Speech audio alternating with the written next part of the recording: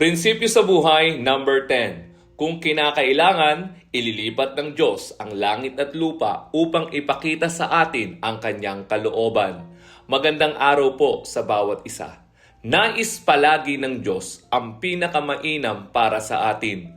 At siya ay lubos na nakatuon sa pagpapakita ng tiyak na plano na kanyang inihanda para sa bawat isa. Nais niyang makinig tayo sa kanyang tinig upang malaman kung ano ang gusto niyang gawin natin at kung paano natin iyon gagawin. Isaiah 30 verses 19 to 21. Kapag nagsimula tayong lumihis sa landas na itinakda niya, gagamit siya ng iba't ibang paraan upang makuha ang ating pansin at iligtas tayo sa kapahamakan. Narito ang ilan sa mga paraan ng Diyos upang ipabatid sa atin ang kanyang mensahe. Mga paraan ng Diyos para kunin ang ating atensyon. Number 1, isang hindi mapakaling espiritu. Minsan, ginugulo ng Diyos ang ating kalooban upang tayo mapahinto at makinig. Esther 6.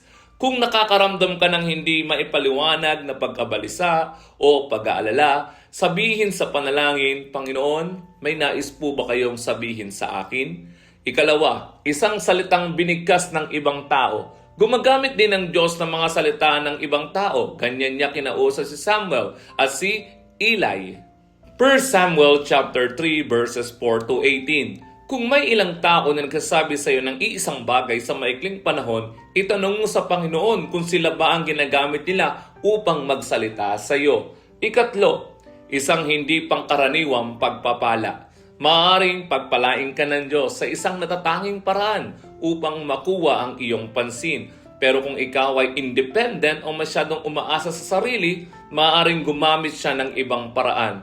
Ano man ang gamitin niya, tandaan, ito'y palaging pagpapahayag ng kanyang pag-ibig.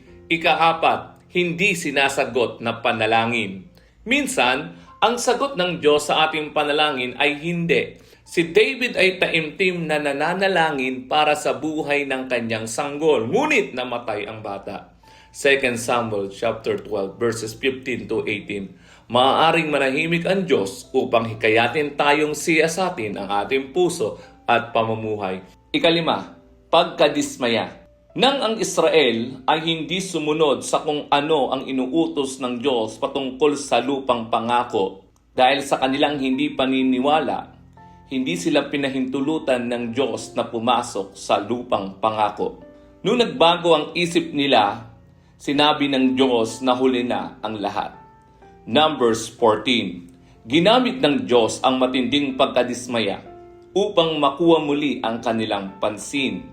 Gaya nito, maaaring payagan ng Diyos ang mga kabiguan upang pigilan tayong sundin ang sariling plano at ang plano ng Diyos ang siyang maganap sa buhay natin. Kaanim, di pangkaraniwang pangyayari. Gumagamit ang Diyos ng mga kakaibang sitwasyon upang tayo ay tumigil at makinig. Nakita ni Moises ang isang nagliliyab na palumpong na hindi nasusunog. Doon siya kinausap ng Diyos. Exodus chapter 3. Dapat nating hanapin ang bakas ng Diyos sa bawat pangyayari sa ating buhay. Makikita ang kanyang mga yapak sa paligid natin kung atin lamang titignan. Ikapito, pagkatalo.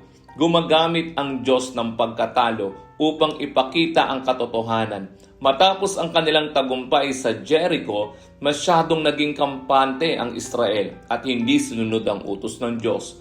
Joshua 7. Pinayagan ng Diyos na matalo sila upang makuha ang pansin ni Joshua. Ang pagkatalo ay maaaring maging tulay tungo sa tagumpay kung mananalangin tayo ng Panginoon. Ano po ang nais niyong sabihin? Ipakita po ninyo kung saan ako nagkamali. Ikawalo, suliraning pinansyal. Sa panahon ng mga hukom, nang gawin ng bawat tao ang gusto nila, Judge chapter 17 verse 6, nahulog ang Israel sa pagsamba sa Diyos-Diyosan. Pinarusahan sila ng Diyos sa pamamagitan ng Midianite na sumira sa kanilang kabuhayan. Judge chapter 6 verses 3 to 6. Nang mawala sa kanila ang lahat, doon lamang sila tumawag sa Diyos at pinalaya niya sila. Ikasyam, trahedya, karamdaman o kapighatian. Dapat tayong magtanong sa Diyos kapag may trahedya. Panginoon, ano po ang nais niyong ituro sa akin? 2 Chronicles chapter 32 verse 24. Si Saul naman ay nabulag sa daang patung Damasco, isang paraan ng Diyos upang ihayag ang katotohanan kay Saul na naging si Pablo, Acts chapter 9 verses 1 to 19. Alam ng Diyos ng eksakto kung nasaan ka sa iyong lakbayin ng pananampalataya. Alam niya kung ano ang dapat gawin upang makuha ang iyong pansin, kaya maging mapagmatsyag.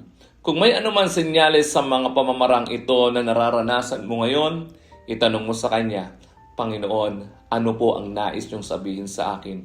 Yan ang dapat itanong.